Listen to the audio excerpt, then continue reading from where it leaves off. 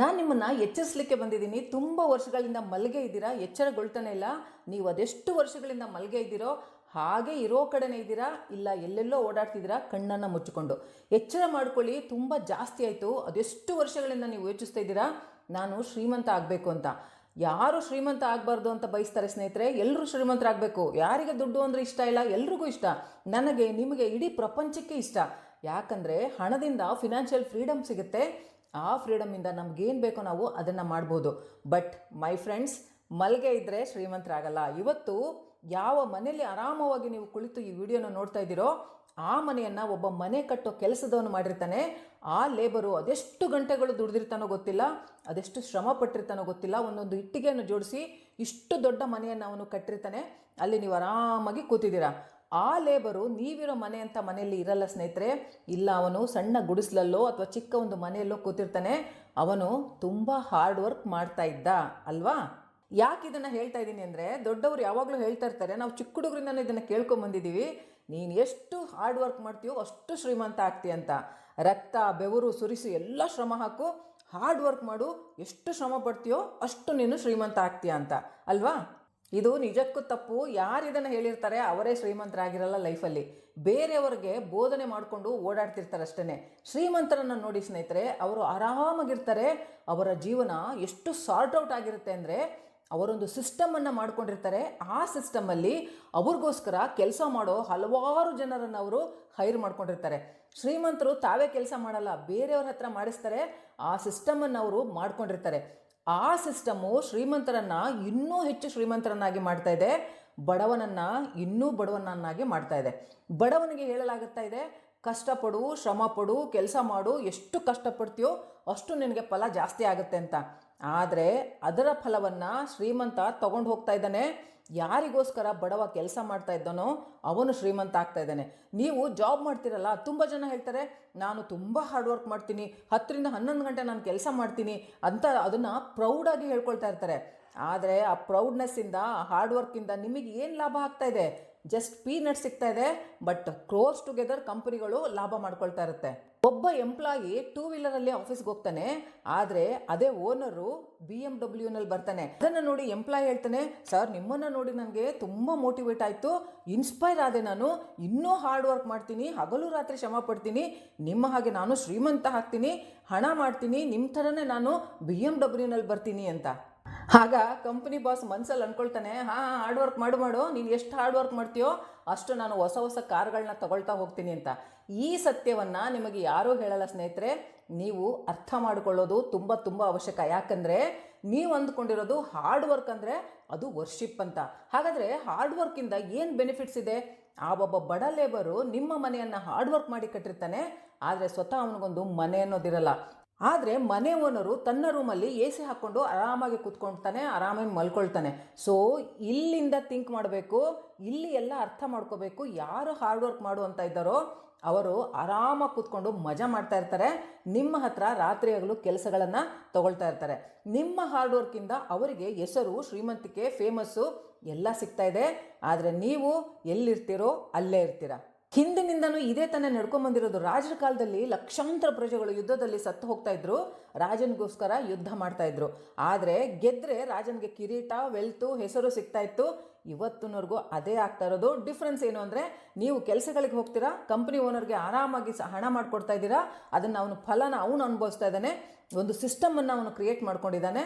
ಆದರೆ ನೀವು ಸಿಗೋ ಅಂಥ ಸ್ಯಾಲ್ರಿಲಿ ಫುಲ್ ಸ್ಯಾಟಿಸ್ಫೈ ಆಗಿ ಆರಾಮಾಗಿ ಮನೇಲಿ ಕೂತಿರ್ತೀರ. ಇದು ಕಹಿ ಸತ್ಯ. ಅರ್ಥ ಮಾಡ್ಕೊಳ್ಳೋದು, ಅಡಾಪ್ಟ್ ಮಾಡ್ಕೊಳ್ಳೋದು ತುಂಬ ಇಂಪಾರ್ಟೆಂಟ್ ಸ್ನೇಹಿತರೆ. ನಾನು ಹೇಳ್ದೆ ಅಲ್ವಾ, ನಾನು ಮೋಟಿವೇಟ್ ಮಾಡ್ತಾ ಇಲ್ಲ ನಿಮ್ಮನ್ನು, ಎಚ್ಚರಿಸ್ತಾ ಇದ್ದೀನಿ. ಇಲ್ಲಿ ಒಂದು ಯುದ್ಧ ನಡೀತಾ ಇದೆ. ಯಾರು ಈ ಯುದ್ಧದಲ್ಲಿ ಗೆಲ್ತಾರೆ ಅವರು ಲೈಫಲ್ಲಿ ಏನು ಬೇಕಾದರೂ ಪಡಿತಾರೆ. ನಿಮಗೆ ಅನ್ನಿಸ್ತಾ ಇದ್ರೆ ನೀವು ತುಂಬ ಹಾರ್ಡ್ ವರ್ಕ್ ಮಾಡ್ತಾ ಇದ್ದೀರಾ ಆ್ಯಂಡ್ ಮೈಂಡನ್ನು ನೀವು ಯೂಸ್ ಮಾಡ್ತಿಲ್ಲ, ಸಿಸ್ಟಮ್ನ ಒಂದು ಪಾರ್ಟ್ ಆಗಿಬಿಟ್ಟಿದ್ದೀರಾ ಅಂದರೆ, ಬೆಳಗ್ಗೆ ಹೇಳ್ತೀರಾ, ರೆಡಿ ಆಗ್ತೀರಾ, ಆಫೀಸ್ಗೆ ಹೋಗ್ತೀರಾ, ವಾಪಸ್ ಬರ್ತೀರಾ, ಫ್ಯಾಮಿಲಿಗೋಸ್ಕರ ಟೈಮ್ ಇರಲ್ಲ, ಇಡೀ ದಿನ ಓವರ್ ಥಿಂಕ್ ಮಾಡ್ತಾನೆ ಇರ್ತೀರಾ. ಇನ್ನೂ ಜಾಸ್ತಿ ಹಾರ್ಡ್ ವರ್ಕ್ ಮಾಡಬೇಕು, ಇನ್ನೂ ಮನಿ ಅರ್ನ್ ಮಾಡಬೇಕು, ಇನ್ನೂ ಸ್ಕಿಲ್ಸ್ನ ಇಂಪ್ರೂವ್ ಮಾಡ್ಕೋಬೇಕು. ಅದರಿಂದ ಪ್ರಮೋಷನ್ ಆಗುತ್ತೆ, ಪ್ರಮೋಷನ್ ಕೂಡ ಸಿಗ್ಬೋದು, ಸ್ವಲ್ಪ ಜಾಸ್ತಿ ಸ್ಯಾಲ್ರಿ ಕೂಡ ಸಿಗ್ಬೋದು, ಅದರಲ್ಲೇ ಖುಷಿ ಪಡ್ತೀರಾ.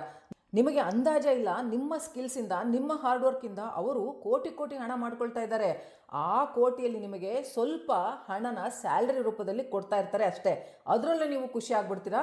ಸೊ ನಿಮ್ಮ ಜೊತೆ ನೀವು ಕುಳಿತುಕೊಂಡು ಅನಲೈಸ್ ಮಾಡ್ಕೊಳ್ಳಿ, ನಿಮ್ಮ ಮೈಂಡ್ ಸೆಟ್ಟನ್ನು ಅರ್ಥ ಮಾಡ್ಕೊಳ್ಳಿ. ಸ್ವಲ್ಪ ಹೊತ್ತು ಓವರ್ ಥಿಂಕ್ ಮಾಡಬೇಡಿ, ಜಸ್ಟ್ ಥಿಂಕ್ ಮಾಡಿ ಆ್ಯಕ್ಚುಯಲ್ ಆಗಿ ನಿಮಗೆ ಏನು ಬೇಕು ಅನ್ನೋದನ್ನು, ನಿಮ್ಮ ವರ್ತ್ ಏನು, ಏನನ್ನು ನೀವು ಅಚೀವ್ ಮಾಡಬೇಕು ಅಂತ ಇದ್ದೀರಾ, ಇದನ್ನೆಲ್ಲ ನೀವು ಕುತ್ಕೊಂಡು ಕಾಮಾಗಿ ನಿಮ್ಮೊಟ್ಟಿಗೆ ನೀವು ಕುತ್ಕೊಂಡು ಒಂದ್ಸರಿ ಯೋಚನೆ ಮಾಡಿ. ಟ್ರಸ್ಟ್ ಮೀ, ತುಂಬ ವರ್ಕ್ಶಾಪ್ಸನ್ನು ಮಾಡ್ತೀನಿ, ತುಂಬ ಜನರ ಜೊತೆ ಮಾತಾಡ್ತೀನಿ, ಈರುಳ್ಳಿ ಸೊಪ್ಪನ್ನು ತೆಗೆದ ಹಾಗೆ ಅವರ ಮೈಂಡನ್ನು ಎಳೆ ಎಳೆಯಾಗಿ ಬಿಡಿಸಿದ್ದೀನಿ. ಆಗ ನನಗೆ ಅರ್ಥ ಆಗಿದ್ದು 99% ಜನ ಅಂದ್ಕೊಂಡಿದ್ದಾರೆ ಅವರು ವರ್ತ್ಫುಲ್ ಅಲ್ವೇ ಅಲ್ಲ ಅಂತ. ಅವ್ರು ಅಂದ್ಕೊಂಡಿರೋದು 40,000 to 50,000 ರೂಪಾಯಿ ಬರೋವಂಥ ಸ್ಯಾಲ್ರಿ ಇದೆ, ಒಂದು ಜಾಬ್ ಸಿಕ್ಬಿಟ್ರೆ ಸಾಕು, ಲೈಫ್ ಸೆಟ್ಲ್ ಆಗಿಬಿಡುತ್ತೆ ಅಂತ. ಆದರೆ ಶ್ರೀಮಂತರನ್ನು ನೋಡಿ 2 to 3 ಕೋಟಿ ಬೆಲೆ ಬಾಳುವಂಥ ವಾಚ್ಗಳನ್ನು ಕಟ್ಟಿರ್ತಾರೆ. ಹಾರ್ಡ್ ವರ್ಕ್ ಅಂತೂ ಅವ್ರು ಮಾಡೋದೇ ಇಲ್ಲ, ಒಂದು ಸಿಸ್ಟಮನ್ನು ಅವ್ರು ಮಾಡ್ಕೊಂಡಿರ್ತಾರೆ. ಆ ಸಿಸ್ಟಮಲ್ಲಿ ಎಲ್ಲರೂ ಕೆಲಸ ಮಾಡ್ತಾರೆ. ಅದರಿಂದ ಅವ್ರಿಗೆ ಅದೆಷ್ಟು ಸಿಗ್ತಾ ಇದೆ ಅಂದರೆ ಅವರಿಗೆ ಗೊತ್ತಿಲ್ಲ ಹಣವನ್ನು ನಾವು ಹೇಗೆ ಖರ್ಚು ಮಾಡಬೇಕು ಅಂತ. ಸೊ ಹಾರ್ಡ್ ವರ್ಕಿಂದ ಶ್ರೀಮಂತರಾಗಲ್ಲ ಸ್ನೇಹಿತರೆ. ಸೊ ಇದರಿಂದ ನೀವು ಅರ್ಥ ಮಾಡ್ಕೋಬೇಕು, ಹಾರ್ಡ್ ವರ್ಕಿಂದ ಯಾವತ್ತೂ ಶ್ರೀಮಂತರಾಗಲ್ಲ. ಆ ಸಿಸ್ಟಮನ್ನು ನೀವು ಅರ್ಥ ಮಾಡಿಕೊಂಡು ಆ ಸಿಸ್ಟಮನ್ನು ಕ್ರಿಯೇಟ್ ಮಾಡ್ಕೊಂಡಿರೋ ಪರ್ಸನ್ನು ಶ್ರೀಮಂತ ಆಗೋದು ಅಂತ. ಈಗ ಪ್ರಶ್ನೆ ಏನು ಅಂದರೆ, ನಿಮ್ಮ ಹೊರತು ಏನು ಅನ್ನೋದು ನಿಮ್ಮನ್ನು ನೀವು ಅರ್ಥ ಮಾಡ್ಕೊಳ್ಳಿ, ನಿಮ್ಮನ್ನು ತಿಳ್ಕೊಳ್ಳಿ ಆ್ಯಂಡ್ ಅಂಡರ್ಸ್ಟ್ಯಾಂಡ್ ಮಾಡ್ಕೊಳ್ಳಿ. ನಿಮ್ಮ ಹೊರತು ಏನು ಅನ್ನೋದನ್ನು ನೀವು ಕಂಡುಕೊಳ್ಳಿ. ನಿಮ್ಮ ಹೊರತು ಹೀಗೆ ಇದ್ದರೆ, ಅಂದರೆ 40,000 to 50,000 ರೂಪಾಯಿ ಸಂಬಳ ಬಂದರೆ ಸಾಕು, ನಾನು ಅದರಲ್ಲೇ ಸ್ಯಾಟಿಸ್ಫೈ ಆಗ್ತೀನಿ ಅಂದರೆ, ಟ್ರಸ್ಟ್ ಮೀ, ಆರಾಮಾಗಿ ಸಂಪಾದಿಸ್ತೀರಾ. ಯಾಕಂದರೆ ನಿಮ್ಮ ಮೈಂಡ್ ಸೆಟ್ ಆಗಿದೆ, ಅದೇ ಯೋಚಿಸ್ತೀರಾ, ಅದೇ ಆಗ್ತೀರಾ. ಯಾಕಂದರೆ ಏನು ಥಿಂಕ್ ಮಾಡ್ತಿರೋ, ಏನು ಬಿಲೀವ್ ಮಾಡ್ತಿರೋ ಅದೇ ಆಗ್ತಾ ಹೋಗ್ತೀರಾ. ಇದೇ ಮ್ಯಾನಿಫೆಸ್ಟ್ ಆಗ್ತಾ ಹೋಗುತ್ತೆ. ನಾನಿವತ್ತು ಮಾತಾಡ್ತಾ ಇರೋದು ಆ ಸಿಸ್ಟಮ್ನ ಪಾರ್ಟ್ ಆಗೋದಕ್ಕೆ ಯಾರು ಇಷ್ಟಪಡಲ್ಲ, ತಮ್ಮದೇ ಒಂದು ಸ್ವಂತ ಸಿಸ್ಟಮನ್ನು ಕ್ರಿಯೇಟ್ ಮಾಡಿಕೊಂಡು ನಾನು ನನ್ನ ಒಂದು ಐಡೆಂಟಿಟಿ ಕ್ರಿಯೇಟ್ ಮಾಡ್ತೀನಿ ಅಂತ ಅಂದ್ಕೊಂಡಿದ್ದಾರಲ್ಲ, ಅವ್ರಿಗೋಸ್ಕರ ನಾನಿವತ್ತು ಮಾತಾಡ್ತಾ ಇದ್ದೀನಿ. ನಿಮ್ಮ ವರ್ತನ್ನು ತಿಳ್ಕೊಳ್ಳಿ. ಪ್ರತಿಯೊಬ್ಬ ಮನುಷ್ಯ ಕೂಡ ಏನು ಬೇಕಿದ್ರೂ ಮಾಡ್ಬೋದು. ಥಿಂಕ್ ಮಾಡಲೇಬೇಕು ಅಂತ ಇರುವಾಗ ದೊಡ್ಡದಾಗಿ ಥಿಂಕ್ ಮಾಡಿ ಸ್ನೇಹಿತರೆ. ದೊಡ್ಡದಾಗಿ ಏನಾದರೂ ಪಡ್ಕೊಳ್ಳಿ, ದೊಡ್ಡ ಹೆಸರು ಮಾಡಿ. ಯಾಕೆ ಮಾಡೋಕ್ಕಾಗಲ್ವಾ? ಎಲ್ಲರೂ ಮಾಡ್ಬೋದು. ಇಲ್ಲೇ ತುಂಬ ಜನ ತಪ್ಪನ್ನು ಮಾಡೋದು ಸ್ನೇಹಿತರೆ. ನಾವು ಸೊಸೈಟಿಲಿ ನೋಡ್ತಾ ಇರ್ತೀವಿ, ಎಷ್ಟೆಲ್ಲ ಸ್ಟ್ರಗಲ್ಸ್ ಇದೆ, ಸಂಘರ್ಷಗಳಿವೆ, ಏನು ಮಾಡಬೇಕು ಅಂತ ಗೊತ್ತಾಗ್ತಾ ಇಲ್ಲ, ಎಲ್ಲ ಕಡೆಯಿಂದನೂ ಬರೀ ಸ್ಟ್ರಗಲ್ಸೇ ಕಾಣ್ತಾ ಇದೆ, ಹೇಗೋ ಒಂದು ಕೆಲಸ ಸಿಕ್ಕರೆ ಸಾಕು ಅಂತ ಯೋಚನೆ ಮಾಡ್ತಾ ಇರ್ತಾರೆ. ಅದೇ ಇನ್ನೊಂದು ಕಡೆ ಶ್ರೀಮಂತರು ಲಕ್ಸುರಿ ಕಾರ್ಗಳನ್ನ ಕೊಂಡ್ಕೊಳ್ತಾ ಇರ್ತಾರೆ. ಅವ್ರು ಏನು ಖರೀದಿಸ್ತಾ ಇದ್ದಾರೆ ಅಂತಲೇ ಅವ್ರಿಗೆ ಗೊತ್ತಿರಲ್ಲ. ಫಾರಿನ್ ಟ್ರಿಪ್ಗಳನ್ನು ಮಾಡ್ತಿರ್ತಾರೆ, ಪ್ರೈವೇಟ್ ಜೆಟ್ಗಳನ್ನು ತಗೊಳ್ತಾ ಇದ್ದಾರೆ. ಅವರ ಲೈಫು ಫುಲ್ ಸಾರ್ಟೆಡ್ ಆಗಿದೆ. ನೀವು ಅರ್ಥ ಮಾಡ್ಕೋಬೇಕು, ಇಲ್ಲಿ ಅರ್ಥ ಮಾಡ್ಕೋಬೇಕು, ಯಾರು ಇಲ್ಲಿ ಜಯ ಸಾಧಿಸ್ತಾರೆ ಅವರು ಗೆಲ್ತಾರೆ. ಹೇಗೆ ಜಯ ಸಾಧಿಸೋದು ಇಲ್ಲಿ ಅಂದರೆ, ಮ್ಯಾನಿಫೆಸ್ಟೇಷನ್ ಬಗ್ಗೆ ತಿಳ್ಕೋಬೇಕು, ಲಾ ಆಫ್ ಅಟ್ರಾಕ್ಷನ್ ಹೇಗೆ ಕೆಲಸ ಮಾಡುತ್ತೆ ಅಂತ ಅರ್ಥ ಮಾಡ್ಕೋಬೇಕು, ನಿಮ್ಮ ಮೈಂಡ್ ಸೆಟ್ಟನ್ನು ಚೇಂಜ್ ಮಾಡ್ಕೋಬೇಕು. ಆಗ ನಿಮ್ಮ ಲೈಫು ಚೇಂಜ್ ಆಗ್ತಾ ಬರುತ್ತೆ. It's all about mind set and right thinking ಲೈಫ್ನ ಬಗ್ಗೆ. ಈಗ ಪ್ರಶ್ನೆ ಏನು ಅಂದರೆ, ನೀವು ಎಲ್ಲವನ್ನ ಪಡಿಬೋದು, ಆದರೆ ಪ್ರಾಬ್ಲಮ್ ಏನು ಅಂದರೆ, ನಿಮ್ಮ ಡಿಸೈರು ತುಂಬ ಚಿಕ್ಕದಾಗಿದೆ. ಅಂದರೆ 40,000 to 50,000 ರೂಪಾಯಿ ಸ್ಯಾಲ್ರಿ ಅಷ್ಟೇ, ಒಂದು ಚಿಕ್ಕ ಮನೆ, ಹೆಂಡತಿ, ಮಕ್ಕಳು. ಇದು ತಪ್ಪು ಅಂತ ನಾನು ಹೇಳ್ತಾ ಇಲ್ಲ. ಆದರೆ ಆಪ್ಷನ್ ಇರುವಾಗ ಪ್ರಾಬ್ಲಮ್ ಏನು, ಆಪ್ಷನ್ ಇರುವಾಗ ದೊಡ್ಡದನ್ನು ಯಾಕೆ ವಿಶ್ ಮಾಡಬಾರ್ದು? ಯಾಕೆ ನೀವು ಲಕ್ಸುರಿಯಸ್ ಲೈಫನ್ನು ವಿಶ್ ಮಾಡಬಾರ್ದು? ಯಾಕೆ ಬಂಗ್ಲೋ, ಕಾರ್ಸು ವಿಶ್ ಮಾಡಬಾರ್ದು? ನೇಮು, ಫೇಮು, ವೆಲ್ತು ಯಾಕೆ ಬೇಡ ನಿಮಗೆ? ಯಾಕೆ ನಾವು ಇದನ್ನೆಲ್ಲ ಮ್ಯಾನಿಫೆಸ್ಟ್ ಮಾಡಬಾರ್ದು? ಯಾಕೆ ನಾವು ಮೈಂಡನ್ನು ಗೆಲ್ಲಬಾರ್ದು? ಯಾಕೆ ನಾವು ಮೈಂಡ್ ಸೆಟ್ಟನ್ನು ಚೇಂಜ್ ಮಾಡ್ಕೋಬಾರ್ದು? ಯಾಕೆ ಹೊಸ ವ್ಯಕ್ತಿ ಆಗಬಾರ್ದು? ಮಾಡಬಹುದು. ಯಾವಾಗ ನಿಮ್ಮನ್ನು ನೀವು ಚೇಂಜ್ ಮಾಡಿಕೊಂಡಾಗ ಎಲ್ಲವನ್ನು ಮ್ಯಾನಿಫೆಸ್ಟ್ ಮಾಡ್ಬೋದು. ಈ ಟೈಮಲ್ಲಿ ನಿಮ್ಮ ಅಕೌಂಟಲ್ಲಿ 5,000 ಇರ್ಬೋದು, 3,000 ಇರ್ಬೋದು, 2,000 ಇರ್ಬೋದು. ಆದರೆ ಕೆಲವೇ ವರ್ಷಗಳಲ್ಲದು 5 ಕೋಟಿ ಆಗ್ಬೋದು, 3 ಕೋಟಿ ಆಗ್ಬೋದು, 2 ಕೋಟಿ ಆಗ್ಬೋದು. ಎಲ್ಲಾಗುತ್ತೆ? ಯಾವಾಗ ಅಂದರೆ, ಮೈಂಡಲ್ಲಿ ಯಾವಾಗ ನಂಬಿಕೆ ಇಟ್ಟಿರ್ತೀರೋ ಆ್ಯಂಡ್ ಅಕೌಂಟಲ್ಲಿ 5 ಕೋಟಿ ಬರ್ತಾನೆ ಹೋಗುತ್ತೆ. ಈಗ ಅಲ್ಲದೆ ಇರ್ಬೋದು, ಆದರೆ ಫ್ಯೂಚರಲ್ಲಿ ಕೋಟ್ಯಾಧೀಶ ಆಗ್ತಿರಲ್ಲ, ಅದನ್ನು ಈ ಕ್ಷಣನ ನಿಮ್ಮಲ್ಲಿ ಆ ಭಾವನೆಯನ್ನು ತುಂಬ್ಕೋಬೇಕು, ಆ ಫೀಲಿಂಗನ್ನು ತುಂಬ್ಕೋಬೇಕು. ಅಕ್ಸೆಪ್ಟ್ ಮಾಡ್ಕೊಳ್ಳಿ, ನೀವು ಕೋಟ್ಯಾಧೀಶ ಆಗೇ ಆಗ್ತೀರಾ ಅನ್ನೋದನ್ನು. ನಿಮ್ಮ ಆ್ಯಟಿಟ್ಯೂಡನ್ನು ಒಬ್ಬ ಶ್ರೀಮಂತ ವ್ಯಕ್ತಿ ಹಾಗೆ ನೀವು ಇಟ್ಕೋಬೇಕು. ಥಾಟ್ ಪ್ರೊಸೆಸನ್ನು ಮಿಲಿನಿಯರ್ ಥರ ನೀವು ಇಟ್ಕೋಬೇಕು. ಕೆಲವು ವರ್ಷಗಳ ನಂತರ ರಿಯಾಲಿಟಿಯಲ್ಲಿ ಆಗೇ ಆಗ್ತೀರಾ.